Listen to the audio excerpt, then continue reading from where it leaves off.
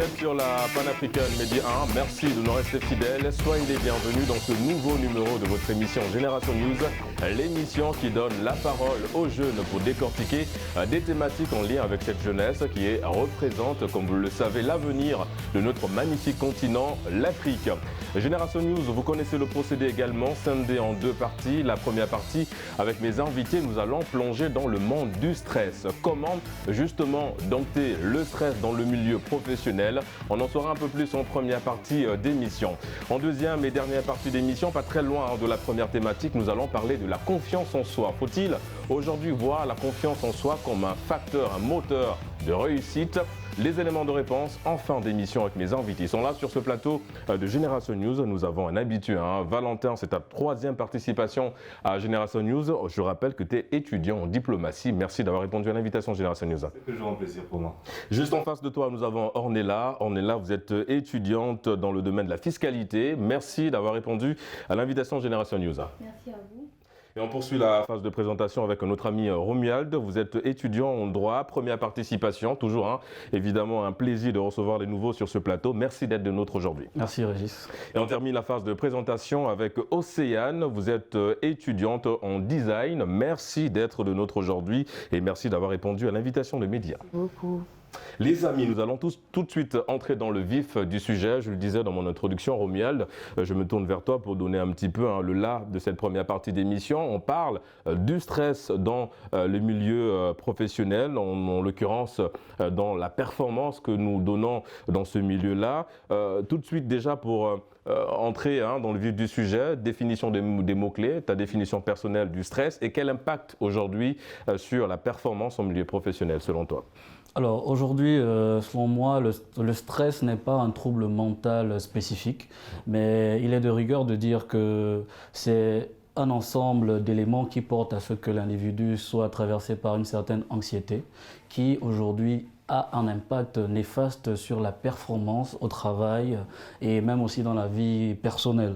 D'accord? Donc en somme, c'est un élément qui nous déstabilise dans nos fonctionnements quotidiens et hebdomadaires, si je peux le dire. Vous avez parlé également du stress hors vie professionnelle, c'est-à-dire dans la vie sociale de façon générale. Est-ce qu'il est plus dangereux justement de transporter ce stress-là de la famille ou de la vie sociale en milieu professionnel? Quels sont les dangers, les potentiels dangers? Alors, face à cela, il est important également de rappeler que c'est un facteur de stress de performance. D'accord? Le fait que le stress dans la vie personnelle est transporté dans son milieu professionnel va ici constituer un facteur qui va être en poids pour l'activité professionnelle. Et donc aujourd'hui, il serait important de pouvoir établir un équilibre entre la vie personnelle et la vie professionnelle. Exactement. Ma chère Océane, on parle du stress. Moi, la question que j'ai envie de te poser, je pense qu'on a tous déjà été confrontés à un stress, aussi bien dans le milieu professionnel et dans le milieu social. Je veux dire, dans le milieu professionnel, est-ce que tu as déjà été confronté à ça et comment tu arrives à gérer le stress dans le milieu professionnel pour que ce stress-là n'impacte pas négativement sur ta performance? C'est une très bonne question parce que je suis quelqu'un de très stressé souvent et donc depuis que je suis petite, j'ai beaucoup dû à... Oui, là je suis stressée. Ouais. Vous êtes dans la thématique. Exactement. Non, mais tout se passe très bien. J'ai beaucoup eu à travailler sur mon stress, que ce soit avec ma famille, mes parents et tout. J'allais beaucoup chez le psychologue pour travailler le stress et je fais de la méditation par exemple. D'accord. Par exemple, en tant que maquilleuse, parce que je fais aussi du maquillage, on m'a appris que pour faire les eyeliners, D'accord, on parle un peu de eyeliner. C'est le trait sur les yeux. Pour faire le trait sur les yeux, par exemple, c'est très difficile de le faire tout le temps quand on est stressé parce que la main tremble et c'est un acte de précision. Donc, il faut respirer, il faut vraiment respirer et se tenir la main pendant quelques secondes pour essayer de faire passer le stress. Moi, c'est quelque chose que je vis souvent et de façon incontrôlée, le stress dans ma vie, mais je pense qu'il y a beaucoup de manières... oui, vous avez opté pour la méditation et un suivi avec le psychologue. Un suivi psychologique et tout, c'est très important. Mais sinon... Mais en milieu professionnel, vous l'avez souligné, vous êtes maquilleuse également à vos heures perdues, ou pas du tout, ou c'est peut-être une profession? J'ai un studio. Ah d'accord, c'est une profession, vous êtes maquilleuse de profession. C'est vrai que à ce niveau-là, vous l'avez souligné aussi, ça demande beaucoup de précision, mais de concentration également. Au-delà de la méditation, est-ce que parfois ça vous arrive je sais pas, de mettre en avant d'autres activités pour être moins stressé? Pour être moins stressée, j'essaye de faire beaucoup de choses qui m'apaisent au quotidien. Je suis une artiste, donc c'est beaucoup le dessin, l'art. J'aime bien prendre mon tableau avec mon chevalet, me mettre sur ma terrasse avec une petite musique et tout. Et ça me permet de déstresser. Donc pour moi, m'améliorer toujours, c'est comment pallier au stress, c'est un leitmotiv en fait, c'est-à-dire que c'est un fil conducteur, tu as besoin de ça à chaque fois? J'ai besoin au quotidien de vivre les choses qui me permettent de me sentir bien et de baisser la tension de temps en temps pour pouvoir donner une meilleure version de toi, au quotidien. Exactement, ma chère Océane. Ornella, on a parlé du stress, c'est vrai qu'on sent Océane un peu stressée, mais t'inquiète pas, ça se passera bien, je te rassure ma chère. Ornella, c'est vrai qu'en écoutant Océane et Romualdo également qui sont revenus sur ces points-là liés au stress. La question n'est pas très loin de celle de Océane. Est-ce que toi également, tu as des méthodes que tu arrives à mettre en avant, en place pour gérer le stress, notamment dans le milieu professionnel? Est-ce qu'il t'a déjà été reproché justement une performance en milieu professionnel qui a malheureusement été déclenchée par ce stress en trop? Exactement. En plus d'être étudiante, je suis standardiste dans une entreprise de la place. Donc moi, je gère mon stress de plus de mes études. Déjà, c'est assez cumulatif d'étudier et de travailler. Exactement. Donc c'est assez stressant. Il faut gérer les notes et les résultats au travail, effectivement. Donc moi, je gère mon stress de telle sorte à ce que je m'organise beaucoup. Je divise pratiquement tout le temps mon temps. Ouais, tu as un planning en fait. Exactement. Et en plus de cela, je priorise beaucoup les activités sportives, le divertissement. Moi, pour bien gérer mon stress, j'écoute beaucoup de la musique, je fais du sport, je cuisine beaucoup. Ah d'accord, là, ça c'est intéressant. On passera te rendre visite de temps en temps.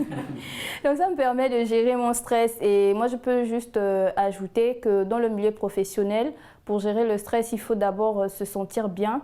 Il faut se sentir dans un environnement qui va nous mettre très confortable pour gérer nos stress et même si ce n'est pas le cas, trouver un moyen qui nous permettra de nous appuyer là-dessus. C'est-à-dire de créer sa zone de confort. Exactement. Voilà, en étant dans un milieu professionnel où effectivement on pourra se sentir bien et donner le meilleur de soi. Merci ma chère Ornella, je reviens vers toi évidemment pour la suite de cette émission. Le temps pour nous de donner la parole à Valentin. On parle du stress. Alors moi, évidemment, la question, j'ai envie de te la poser aussi, comment tu gères ton stress en milieu professionnel pour que ce stress-là n'impacte pas sur ton travail? Je rappelle au passage que tu es mannequin aussi, parce que c'est aussi une profession que tu mets en avant. Le mannequinat, ça demande aussi beaucoup de préparation psychologique déjà aussi, et le stress, c'est quelque chose que vous côtoyez tout le temps. Comment tu arrives à gérer ça, mon cher Valentin? Alors, s'il y a lieu de savoir, c'est que moi, par rapport à la différente interprétation que certains ont du stress, moi, le stress me permet de plus performer. D'accord. Les gens ont plus l'habitude d'aborder le stress, enfin, de voir le stress comme sous l'angle négatif. Or, moi, c'est quelque chose qui me permet à moi de m'améliorer, de faire les choses en temps et en heure.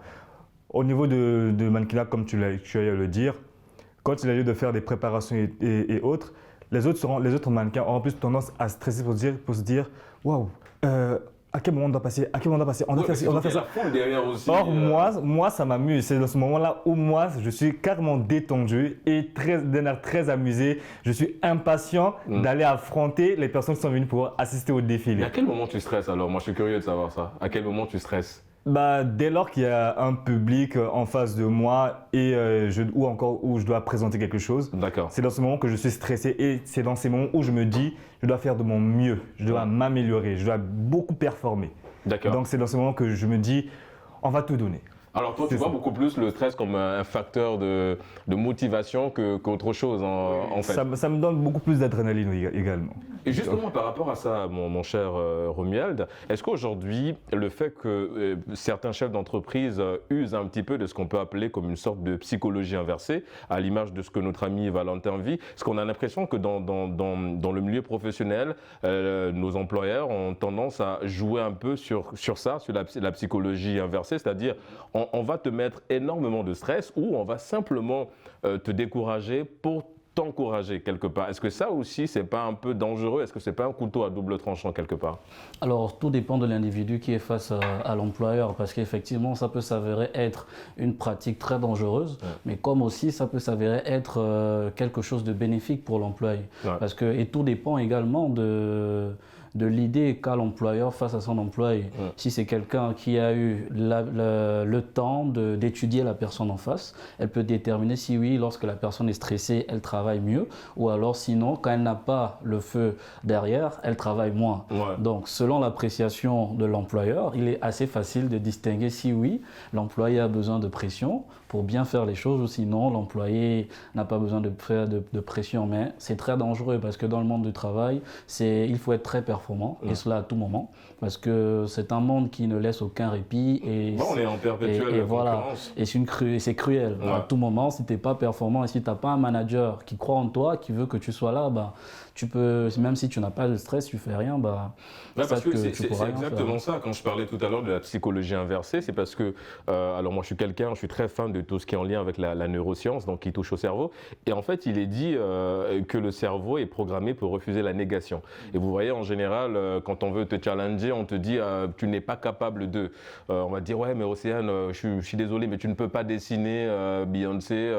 Et tu vois, à partir du moment où on te met au défi, toi, ton cerveau va dire tu n'es pas capable de, et ton cerveau va se dire tu sais quoi, je veux te dessiner Beyoncé. Et en général, les chefs d'entreprise jouent sur cette neuroscience-là. Par exemple, s'il y a une situation, on va te dire écoute Romuald, tu n'es pas obligé de me trouver une situation tout de suite, une solution tout de suite par rapport à la problématique. Mais toi, ton cerveau va te dire Romuald, trouve une solution tout de suite. Et là, tu vas dans le stress. Et cette négation-là, on voit les gamins, en général, quand papa dit ne joue pas avec le feu, il va jouer jusqu'à ce qu'il se brûle. Ou bien quand on disait Océane ne sort pas la nuit, Océane... non.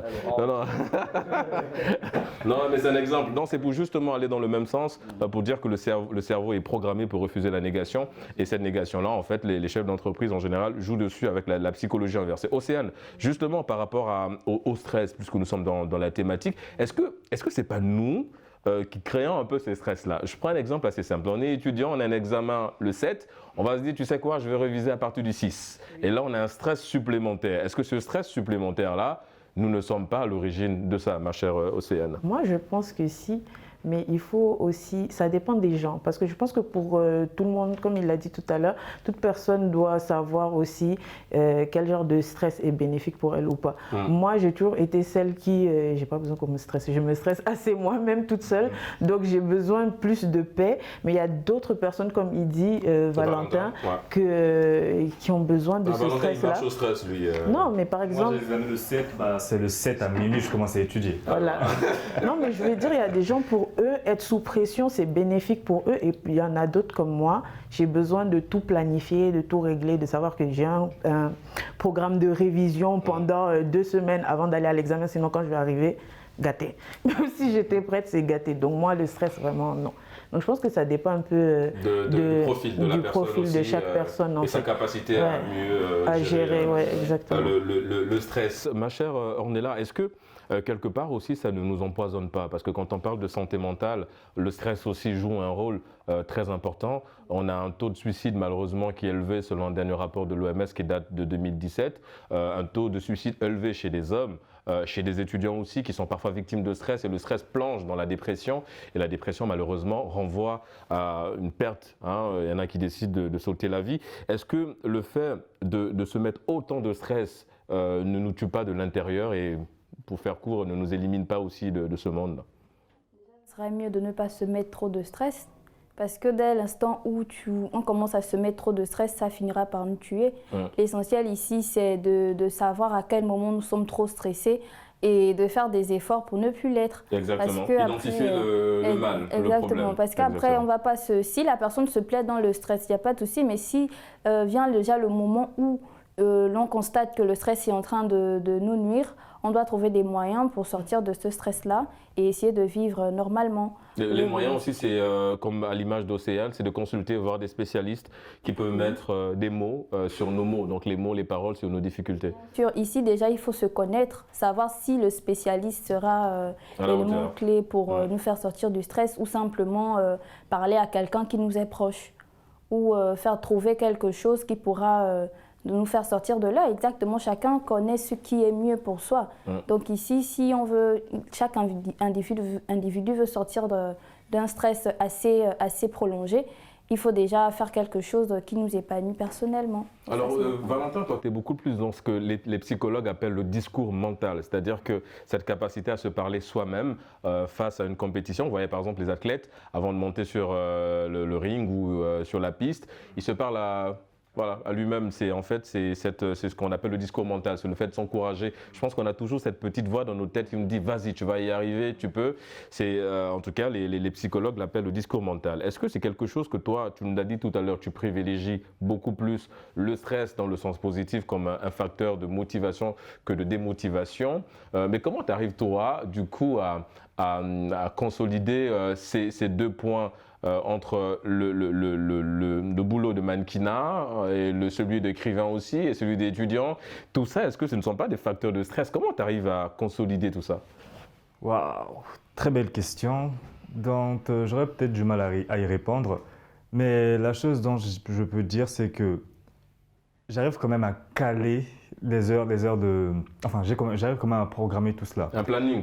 Voilà, un planning. D'accord. Parce que, comme tu l'as dit, être écrivain, mannequin... écrivain, déjà, il y a le syndrome de la page blanche. Il faut rendre l'ouvrage pour publication, la maison d'édition qui te met la pression aussi quelque part. Tout ça, ce sont des facteurs. Mais comment toi, tu arrives à maîtriser ce stress La chose que je me dis déjà, c'est... On va prendre notre temps. D'accord. Il n'y a pas à se mettre de pression, il n'y a pas le feu. Déjà pour ne pas se dire waouh, je suis en retard sur ceci ou cela. Parce que c'est quelque chose qui viendra contredire ma manière de travailler et également ma manière d'aborder le stress. Parce que j'ai besoin de ce stress-là qui pour moi me donne de l'adrénaline pour mieux performer. D'accord. Donc je me dis, take it easy. Donc, sois à l'aise. Plus on te met de pression, plus ça te va. Plus ça me va. Donc, je me dis, bon, là, ce qu'il a lieu de faire, j'ai mes examens par rapport à mes études. Là, j'ai des examens. Bon, on va voir la veille ou bien le jour même. De toute façon, j'ai une capacité de rétention assez énorme. Donc, il y a ça, on va voir ça. Ça, c'est pas urgent. Alors, par rapport au mannequinat, est-ce qu'il y a un défilé? Est-ce qu'il y a des castings à faire? Est-ce que… Bon, ça presse pas. Donc, on met ça de côté. Quand le besoin va surgir, écoute, c'est pas grave, hein, on saura comment réagir. Alors, par rapport au côté écrivain, comme tu l'as dit, le syndrome de la page blanche. Donc, il y a ce moment où je me dis, j'ai juste envie de prendre l'air au fait. Voilà, prendre de l'air, histoire de reposer un petit peu. De reposer. Là, j'ai trop d'informations, donc on va prendre un peu d'air. Et puis, quand on va revenir, on va se mettre à travailler. Et en général, quand tu reviens après une bonne pause, ça va, le cerveau… En général, ça va. Je peux même faire 3 choses à la fois. Donc, étudier, écouter de la musique et discuter. En fait, toi, tu as un bon profil pour les entreprises. Tu sais quoi, toi, le stress, ça te motive. Tant mieux, mon cher Valentin.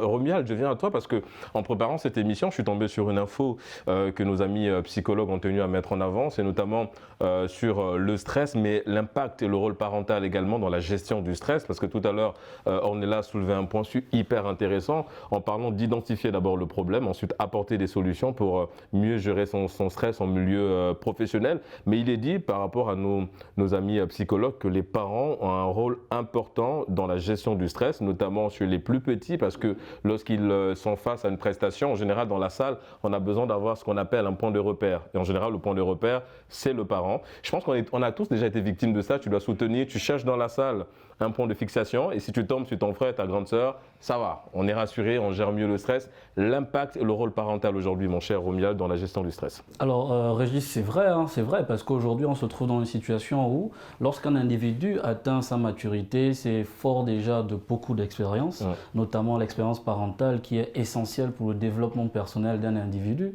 parce que le parent doit être présent dans toutes les étapes de vie d'un enfant. Et aujourd'hui, un être humain, le premier facteur qui pousse à ce qu'il soit stressé, ou du moins un des facteurs, c'est le manque de soutien. Exactement. Et un parent qui ne soutient pas assez son enfant, automatiquement cet enfant se trouve livré à lui-même et donc stressé. Alors que les parents doivent être aujourd'hui constitués comme des catalyseurs, comme des personnes capables aujourd'hui de bien peaufiner l'avenir d'un enfant déjà de base, mais aussi être présent pour ce dernier pour permettre à ce que, dans toutes les situations de la vie, il soit apte à réagir en temps et en heure parce qu'il a un soutien derrière, pas forcément financier, matériel, mais plutôt moral. Parce que nous vivons dans un monde plein de stress. Tu peux quitter ta maison, tu arrives au boulot sur la route, tu as une situation stressante qui peut gâcher ta journée. Mais déjà, quand tu as un soutien particulier, disons parental, etc., j'en passe, amoureux, amical, ça peut te permettre de surmonter toute sorte d'épreuve. Donc aujourd'hui, quand les parents se constituent en tant que catalyseurs, ça permet à un individu, peu importe son âge, parce qu'aujourd'hui on aimerait bien avoir nos parents même jusqu'à 70 ans. Combien de fois on arrive à avoir nos parents pendant la soutenance déjà rien que cet exemple, lors d'une soutenance, lorsque tu as ton parent, ça te motive à mieux faire, d'accord? Mais après, comme en Afrique, on est souvent dit être robuste. C'est vrai. On est un peu plus mentalement robuste, donc on peut se permettre souvent certaines absences. Mais il faudrait qu'aujourd'hui les parents se disent que nous sommes en train d'évoluer dans un monde où l'Afrique seulement devient de plus en plus stressant. Je parle rien que de la ville de Dakar qui est assez stressante au regard de la cherté de la vie ici. Donc il faudrait que les parents soient un peu plus présents pour orienter les enfants, parce que déjà rien que dans les universités, on peut se retrouver avec des gamins de 16 ans qui ont eu le bac, il arrive à l'université, il a 16 ans. Il est un peu perdu, il est un peu facilement influençable. Donc s'il n'y a pas un parent derrière pour avoir le discours de la méthode qui s'y est, pour accompagner ce jeune, ça va être très difficile. Donc le soutien parental est important pour... Par contre, il y a... moi, je vois pas forcément le parent comme étant un élément catalyseur. Par excellence. Mais l'un des éléments. Mais je vois plutôt le parent comme le facteur stressant, déjà. Et après cela, ça dépendra de la tranche d'âge également. Océane, elle valide, donc elle nous dira pourquoi. Ça dépendra de la tranche d'âge parce que en Afrique, on a tendance à voir le parent, enfin, pour ne pas dire le père, comme étant la figure vraiment... on idéalise le papa, donc en fait... Ce dictateur-là, non, pas forcément. En fait, par rapport à certaines personnes, le père ou bien le parent, c'est cette personne-là qui, pour le coup, est assez dictateur, qui agit d'une main de fer et tout ça là, qui est intransigeant par rapport à certaines situations. Donc, le simple fait de voir ses parents, bien un parent, on se dit, oula, je dois redresser ma posture, je dois pas faire ceci, je dois éviter de faire ceci, cela et tout ça là. Donc, on accumule de la pression. Et on peut même retrouver cela, tu parles de psychologie, il y a ces personnes qui ont quand même assez 30 ans, 40 ans, le simple fait de voir son père pousse à ce que la personne puisse stresser. Davantage, Donc, je ne dirais pas forcément que le parent ou les parents sont des éléments catalyseurs, mais c'est aussi des éléments de stress. Océane, tout à l'heure, tu as acquiescé de la tête l'argumentaire de notre ami Valentin. On est curieux de t'écouter. Pourquoi tu es en accord avec Valentin? Pourquoi je suis d'accord? Parce que moi, je trouve aussi que mes parents, pour moi, c'est une source un peu de stress dans le sens où j'aimerais beaucoup leur faire plaisir et essayer de toujours faire. Et mes parents, c'est des intellectuels, c'est des gens qui sont très en haut, donc c'est toujours tu peux faire plus. Moi, ça n'a jamais été tu fais, c'est bien. C'est fallait faire mieux. Fallait faire mieux tout le temps. Et donc, tu n'es jamais... Mais après, d'un côté, moi, quand il parlait Romuald tout à l'heure, je me disais aussi que le stress aussi, c'est un facteur, il y a un facteur génétique dedans. Parce que chez moi, on souffre un peu tous d'anxiété. Et moi, le problème, c'est que du côté de mes parents, je vais donner l'exemple de ma mère, elle est comme Valentin. Plus elle est stressée, plus ça la pousse. Et par exemple, elle ne peut pas se mettre dans ma peau où moi, j'ai la même chose qu'elle. Donc, je suis très anxieuse, mais l'anxiété, ça ne me va pas du tout. Donc, il faut que je me batte au quotidien contre ça, alors que pour elle, elle n'arrive pas à comprendre dans le sens où elle, c'est quelque chose qui la motive au quotidien. Donc oui, les parents, ils peuvent beaucoup t'aider et tout. Ça dépend de la relation que tu as avec les parents, ça dépend aussi du psychologique de toi de base, comment tu te sens face au stress, face à tes parents. Il y a beaucoup de facteurs, je trouve, qui C'est vrai, on est beaucoup plus dans la phase où, comme tu disais, on a peur de décevoir les parents. C'est beaucoup plus une peur positive, j'ai envie de dire, mais effectivement qui est un facteur de stress quelque part. Aussi, notamment quand on est dans des examens, on se dit « Ah tiens, il y a papa qui envoie de l'argent, il y a papa qui compte sur moi, je ne dois pas échouer à ces examens. » Et donc ça nous demande beaucoup de concentration et parfois le stress vient se greffer à cette concentration. Les amis, on marque une courte pause et on se retrouve dans une poignée de minutes pour parler évidemment de la confiance en soi en deuxième et dernière partie d'émission. A tout de suite sur Génération News.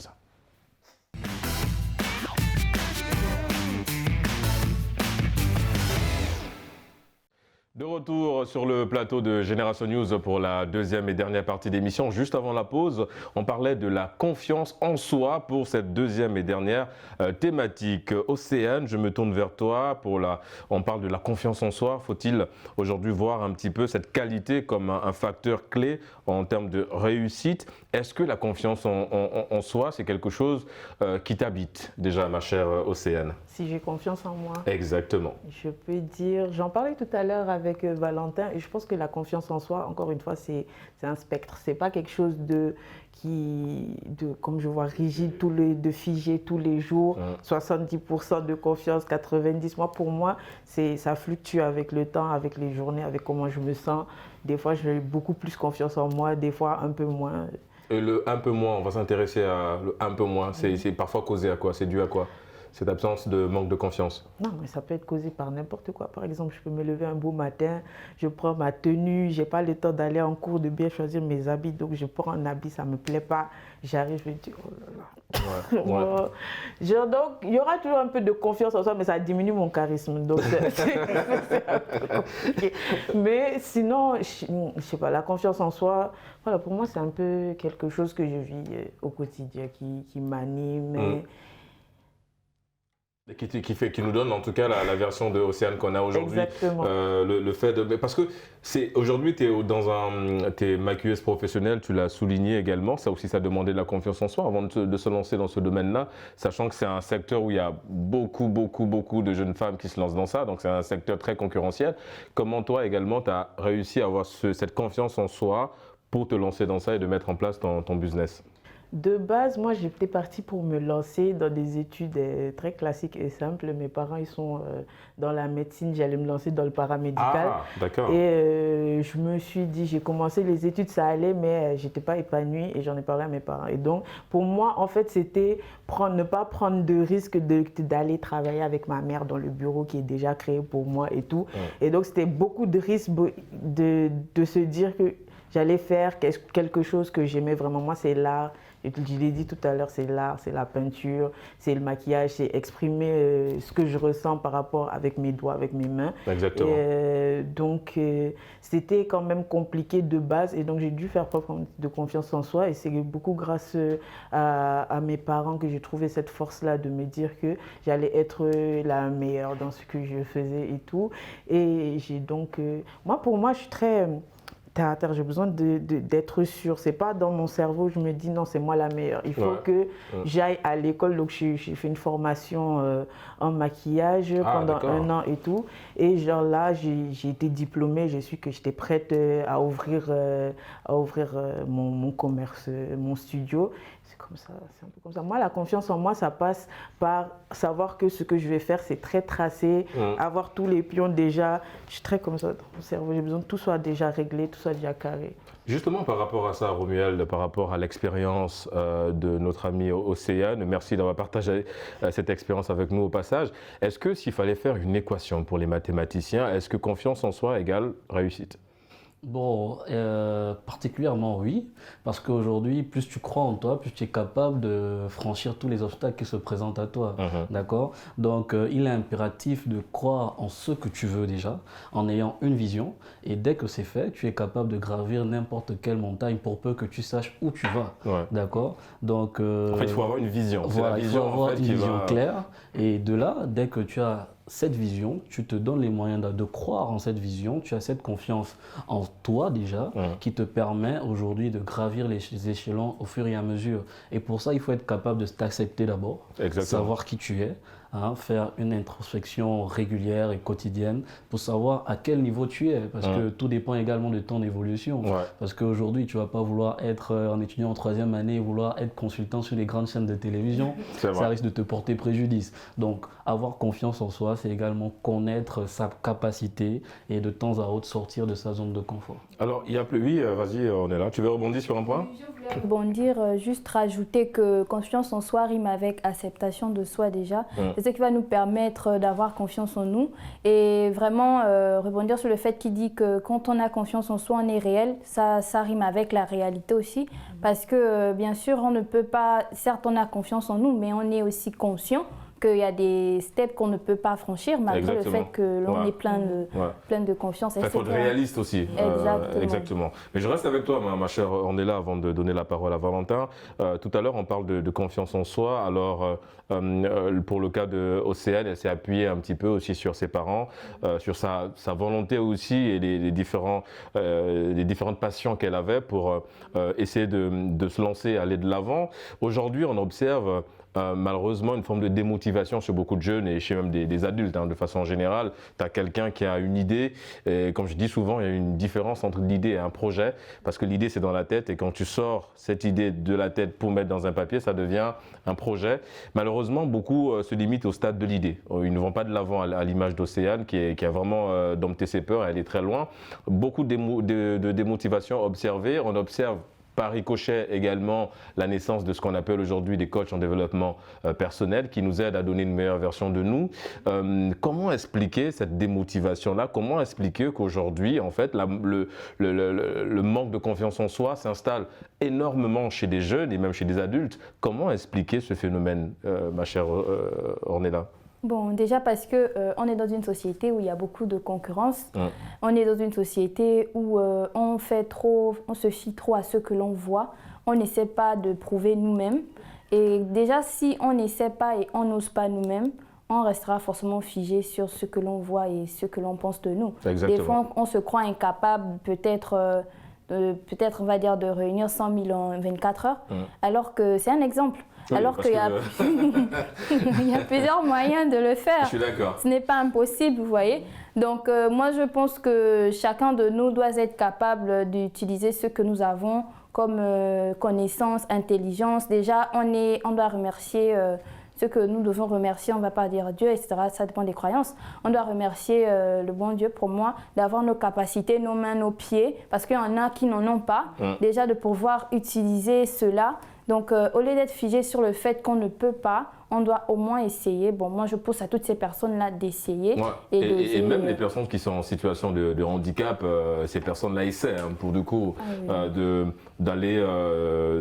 donner le meilleur de soi et d'avoir cette confiance en soi. Je pense même qu'en général, ce sont eux qui sont beaucoup plus, mais vraiment galvanisés. Il n'y a plus d'excuses en ce moment-là. Exactement. Donc il faut y aller. Et justement, mon cher Valentin, la confiance en soi. Alors, en première partie, tu me disais que le stress, ça va, tu gères, mais la confiance en soi, mon cher, est-ce que c'est quelque chose que tu mets souvent en avant, tu côtoies tout le temps, cette confiance en soi-là? Est-ce que ça a été un leitmotiv dans les activités que tu mets en place? Parce que je rappelle que tu as plusieurs cordons à ton arc et plusieurs casquettes, évidemment. Déjà, de ce que je peux dire, c'est quelque chose qui n'a pas toujours été là. Il y a, déjà, au niveau de l'écriture, je me suis lancé juste parce que une petite voix dans ma tête m'a dit « essaye ». Après, je me suis dit « non ». Ça, c'est ce côté où je me dis « bon, ça, c'est ne pas avoir confiance en soi ».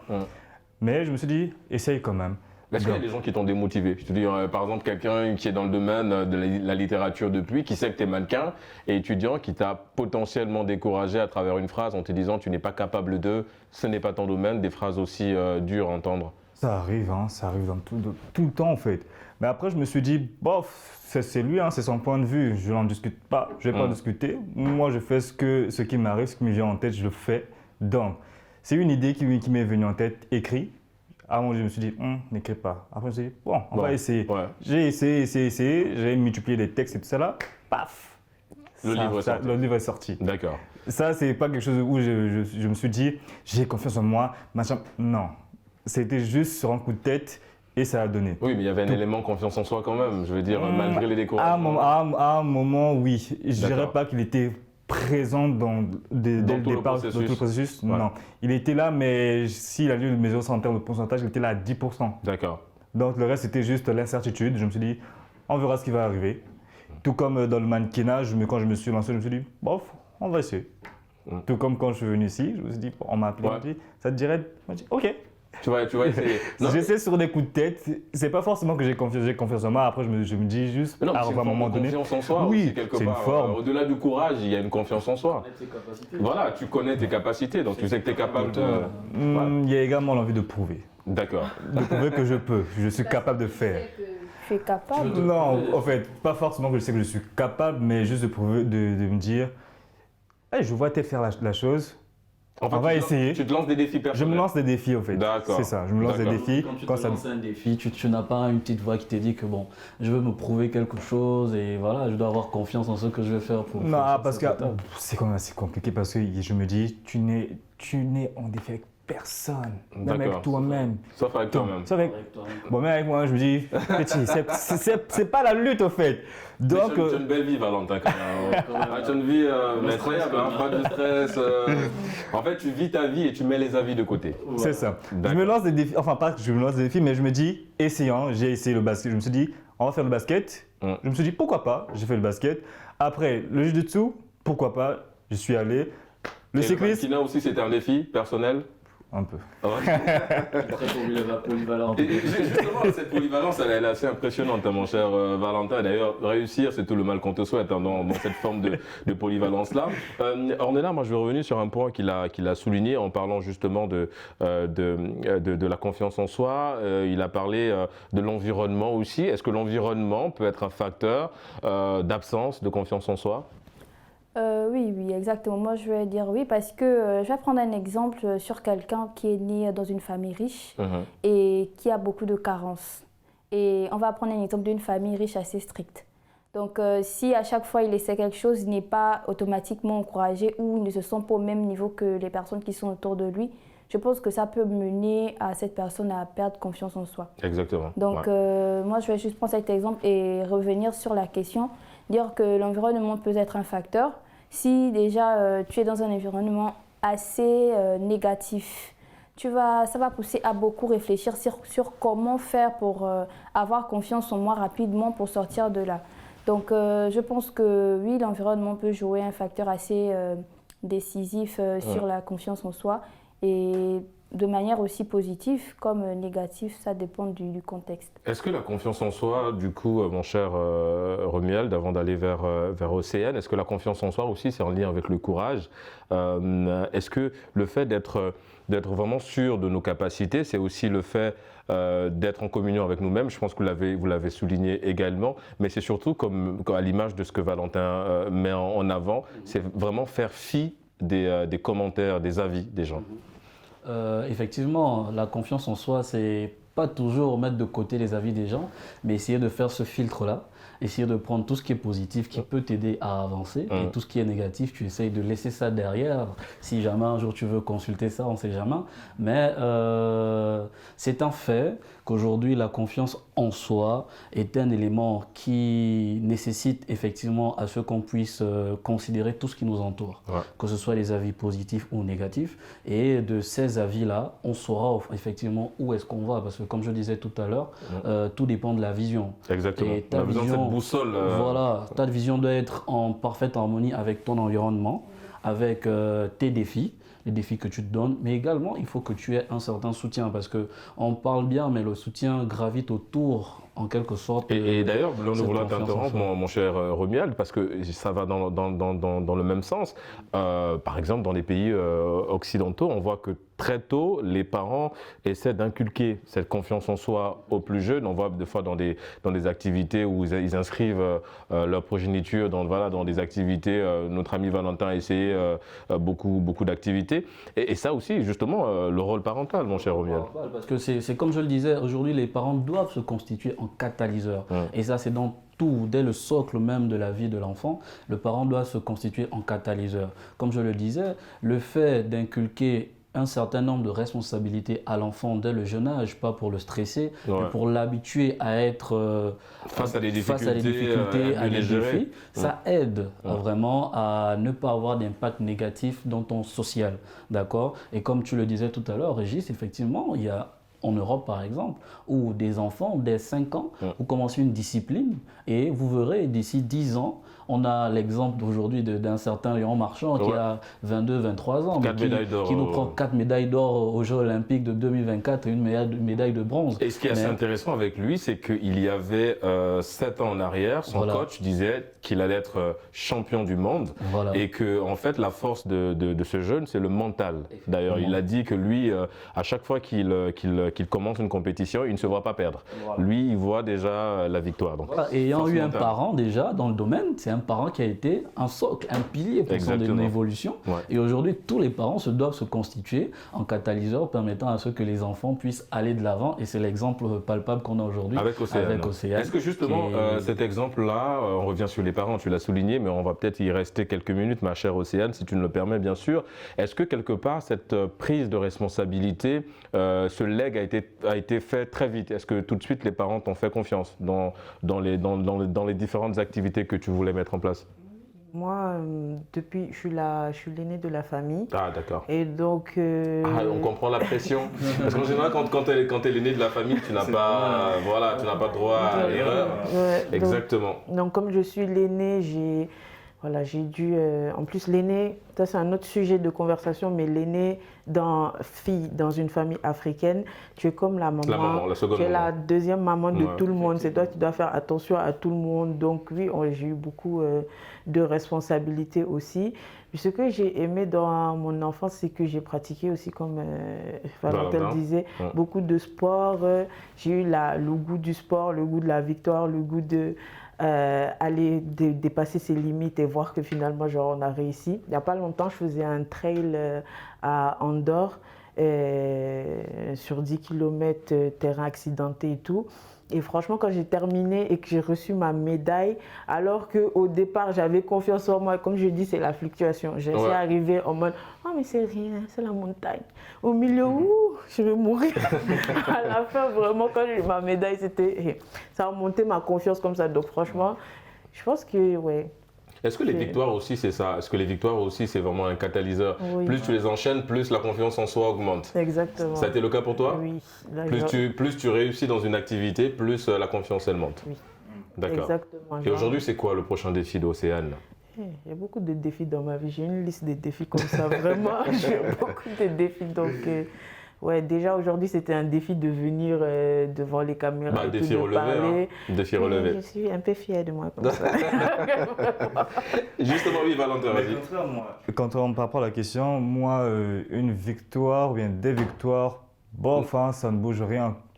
Contrairement au niveau de ma confiance, je me dis, bof, c'était évident. Ah, c'était évident. C'était évident. Mais Valentin, toi, tu dois mettre ta confiance en sirop.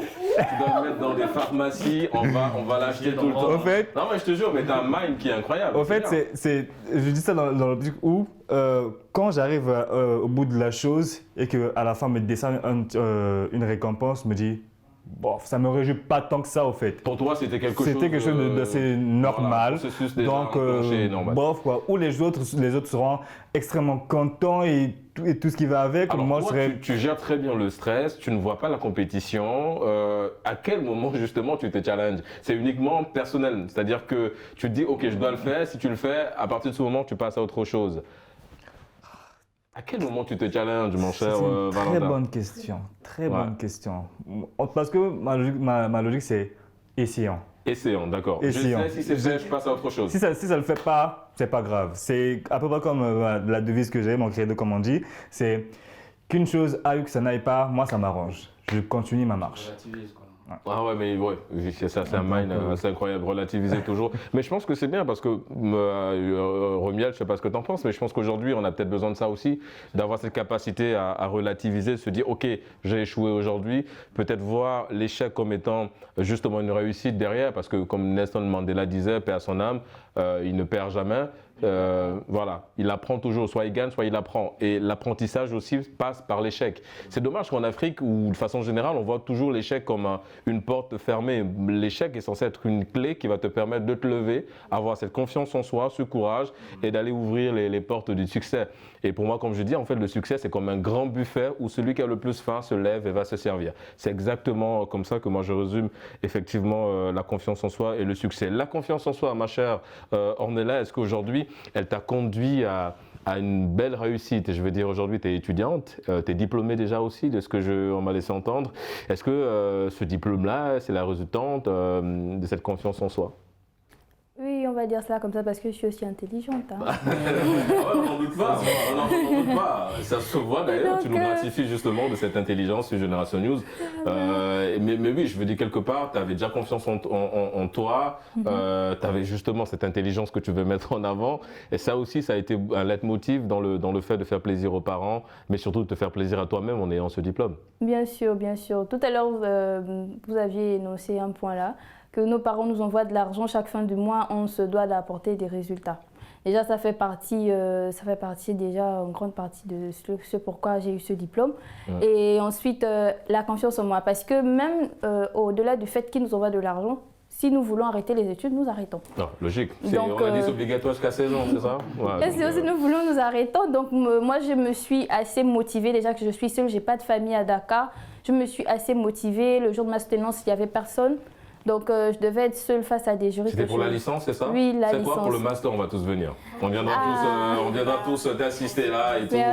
On te mettra un coup de pression. Parce qu'il n'y avait personne et sur le coup... tu vois, Romial, il a donné sa parole. D'accord. Il sera là déjà. Sur le coup, voir que j'ai quand même eu un 17,5, j'étais très fière de moi. On va applaudir ça.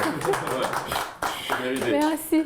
Donc, c'était quand même aussi une preuve de confiance en moi. Ça m'a beaucoup montré que j'étais capable et j'avais raison à chaque fois d'avoir confiance en moi et de gravir beaucoup d'échelons grâce à cela. Est-ce qu'il y avait aussi le lien parental, je vais dire, la communication avec papa, avec maman tout le temps, qui t'encourageait aussi D'accord, avec maman? Avec maman. Papa, maman s'appelle Marie. Maman Marie. On salue Marie, on salue maman. On remercie maman Marie d'avoir eu justement ce lien parental. Oui, parce qu'elle m'a beaucoup soutenue. Elle était là derrière le téléphone, elle était toujours à m'appeler. Mon père, par contre, il attendait le résultat.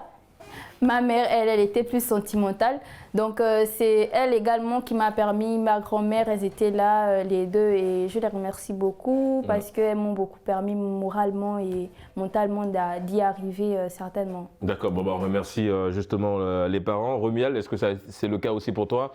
Beaucoup d'échanges parce que, je rappelle le passage, au-delà d'être étudiante et responsable aussi, tu as, à l'image de tout le monde ici, sur ce plateau, il y a d'autres activités en dehors de la vie estudiantine qui demandent également aussi une confiance en soi, notamment quand on est responsable d'une association ou autre. Est-ce que ça aussi, c'est quelque chose que tu arrives à mieux concentrer, cette confiance en soi, repartir cette confiance en soi en fonction des différentes activités? Effectivement, déjà je dois avouer que j'ai un gros soutien parental, notamment de ma mère, de mon père, ma grand-mère en particulier aussi. C'est des soutiens que j'ai régulièrement et ce depuis que je suis tout petit, qui m'a permis d'être assez sociable et aujourd'hui, étant assez sociable et disposé à être à l'écoute de tout un chacun, j'ai une certaine confiance qui me permet de savoir où est-ce que je vais et ce que je vais faire. Et en ma posture aujourd'hui de président du Conseil des Gabonais du Sénégal, déjà il faut que j'avoue, il n'y a pas d'école pour être président d'une association. Je suis d'accord. Donc quand tu es sur le coup comme ça, tu es obligé d'apprendre certaines choses à partir des soft skills que tu arrives à développer personnellement, d'accord? Donc tu arrives à développer des compétences que tu n'avais notamment pas au préalable. Notamment la gestion, voilà, la gestion des hommes. Exactement. Être à l'écoute surtout et être vraiment disponible et avoir la capacité de se dire que tu dépenses ça comme ça sans rien attendre en retour parce que c'est ça l'objectif des associations. Être au service de la communauté. Être au service de la communauté, effectivement. Mais la réalité, c'est que derrière, s'il n'y avait pas un soutien particulier, ça allait être très difficile parce que c'est des journées qui sont énormes.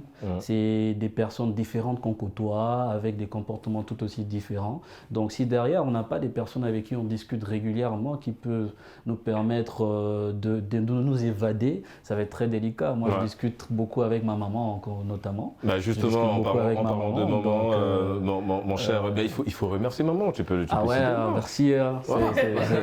C'est mon cœur, hein, c'est ma poule.